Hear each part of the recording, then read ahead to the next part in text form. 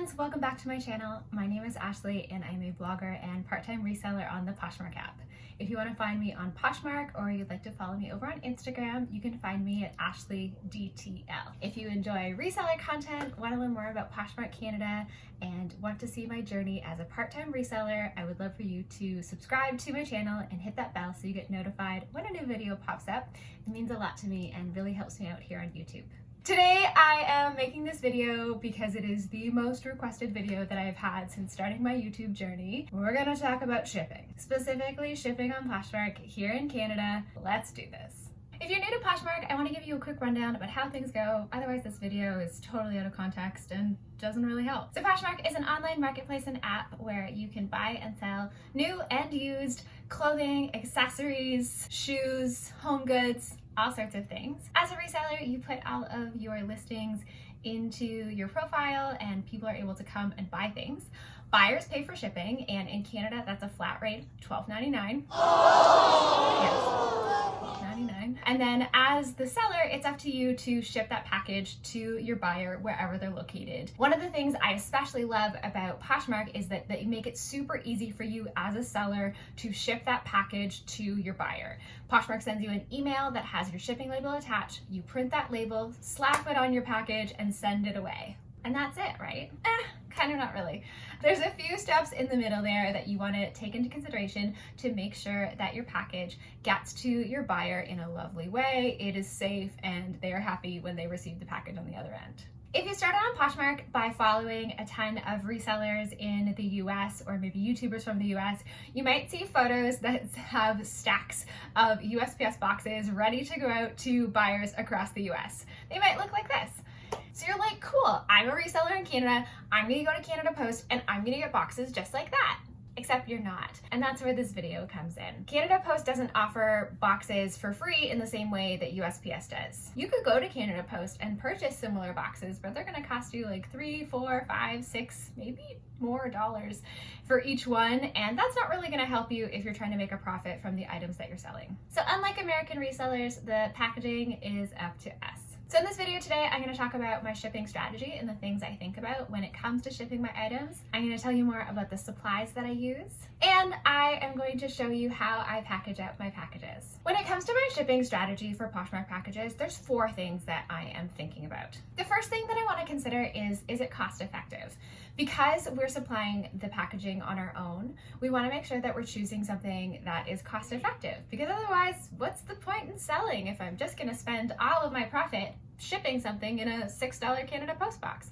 Doesn't work for me. So when considering options for boxes, poly mailers, other types of packaging supplies, I definitely think about keeping my costs down. I want to choose shipping supplies that fit into the other parts of my shipping strategy, but are predominantly going to keep my costs down, but I'm not eating too much of my profit when it comes to choosing my shipping supplies. The second thing that I consider when it comes to choosing shipping supplies is it going to get to the buyer safely? Canada is a really big country, and I've had packages go from coast to coast. I want to make sure that they're landing in my buyer's hands safe and sound, and that they receive it in exactly the condition that they're hoping to get it in. So safety is definitely something to consider. You don't want to send something in a package that might not make it there safely. A paper envelope isn't going to cut it. Any shipping vessel that isn't going to protect the contents just isn't going to cut it when it comes to Poshmark. Something that I like to consider as well when it comes to my shipping materials is my own brand and how I am marketing myself as a Poshmark reseller. I love when packaging can extend to the brand that it is from,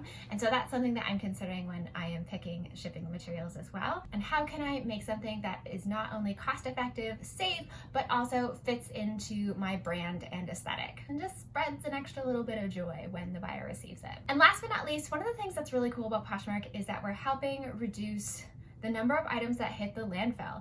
You know, there is an eco-friendly quality to Poshmark, which I think is really amazing. That's something that I try and consider as well when it comes to my shipping supplies is, can I reduce the amount of plastic that I'm using? Can I recycle things?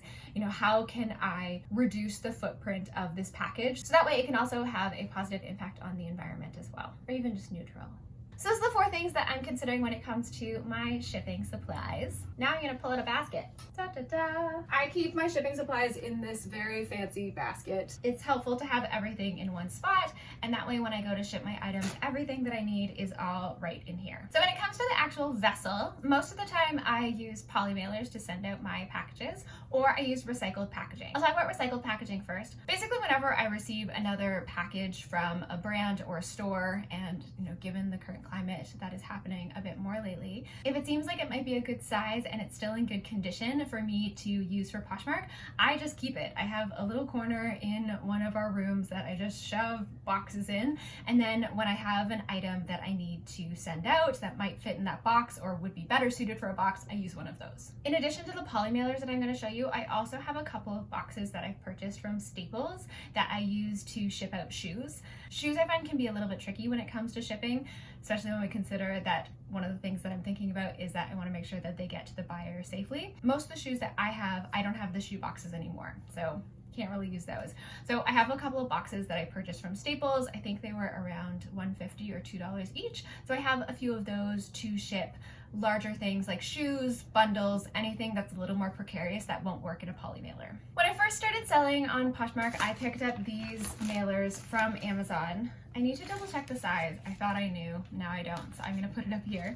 But they're just a fuchsia poly mailer. They came in a pack of 100, and these have served me really well, and this size, whatever it is an amazing size and fits most things, and I love that. Amazon also figured out that I was looking at a lot of poly mailers and liked them, so they offered me a deal one day on these with the pineapples, and these are the 10 by 13 size. I think these were about $15 or $16 for 100, which is pretty great. And I purchased these and use these for quite a few things as well.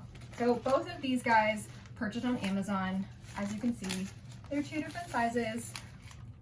I find that most things fit in this smaller size, especially like tops, accessories, skirts, some dresses, and then I love these ones for bigger things like sweaters, denim, that kind of thing. Both of these poly mailers are made from plastic, and if we consider that I want to try and be eco-friendly, I started to investigate other options for poly mailers, and I found an amazing company in Australia called Hero Pack, and they make poly mailers that are compostable. And so I picked up some of these ones. This is the medium size. They're 265 by 380 millimeters. So they're kind of an in-between size, and I love these because they're compostable. So these were a little bit more than the Amazon plastic poly mailers, but I love that they aren't made of plastic and that these can compost, which is really cool. They also have 2 sticky strips. So if I mail this and stick this one here, if someone cuts this one, they can actually reuse this poly mailer, which is amazing. So that's really cool. I love this company, and everything that I'm sharing today, I'll put links in the description below so you can check them out as well. These Hero Pack ones, they come in a variety of sizes. The shipping was super fast, even though it did come from Australia, and they came in black, white, and this beautiful pink color. So I love having these brightly colored vessels for my Poshmark packages because, as I said, I feel like that fits into my brand. They're super fun, and who doesn't love going to the mailbox and being like, oh, what is this? This is so lovely. Another thing I use in my packages is tissue paper. I wrap each item in tissue paper.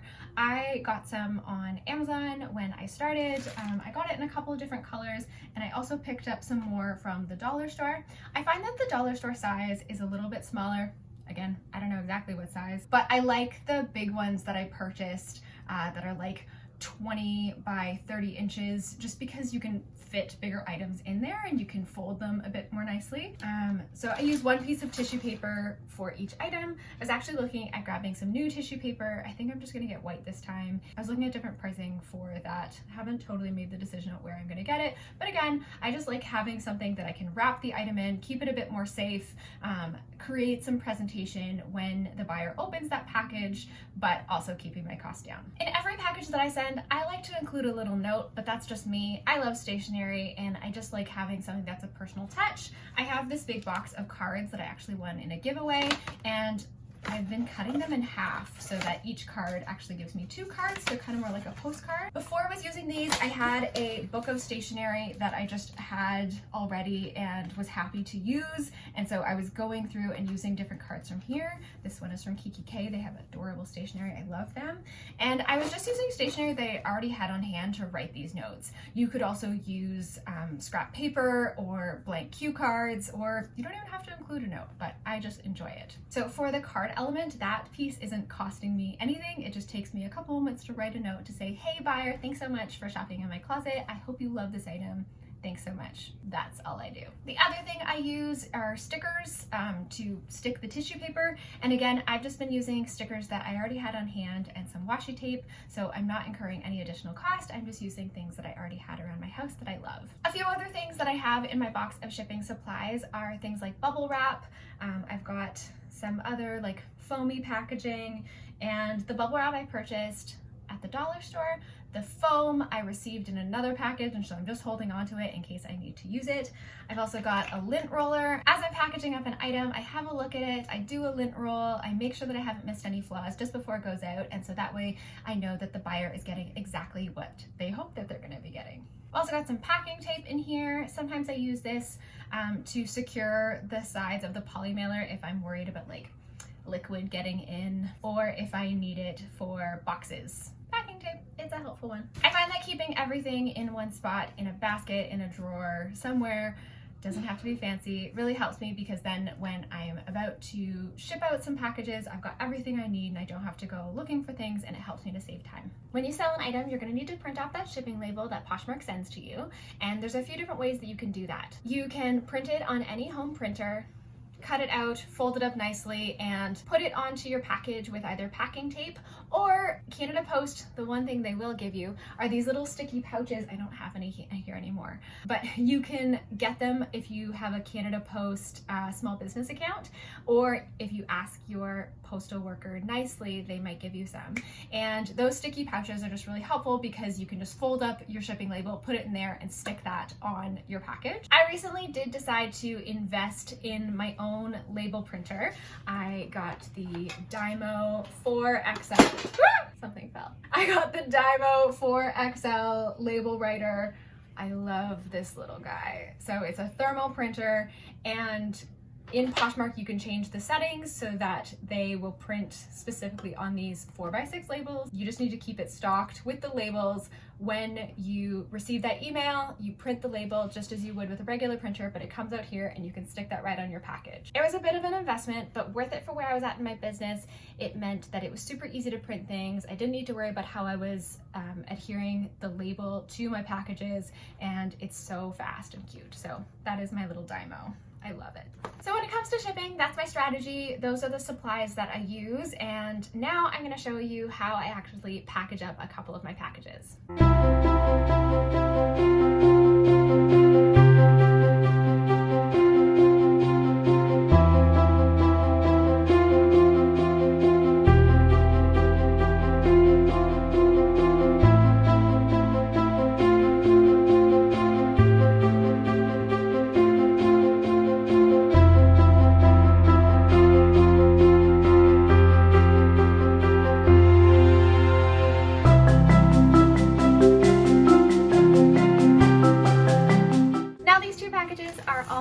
To go. I packaged up the second one off camera because you didn't see me do that twice.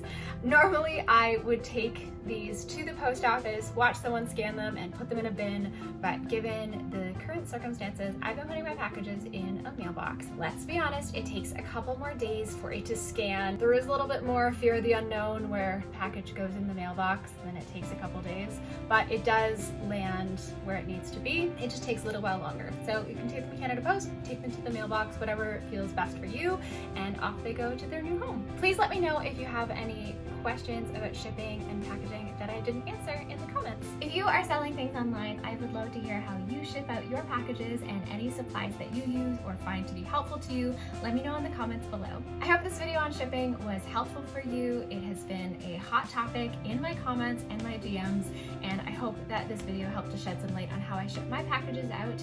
and ensure that they get to my buyers in the best possible way. If you found this video helpful, I would love for you to give it a like on your way out. Thank you so much for watching. I will see you again soon. Bye. Sitting here talking about shipping.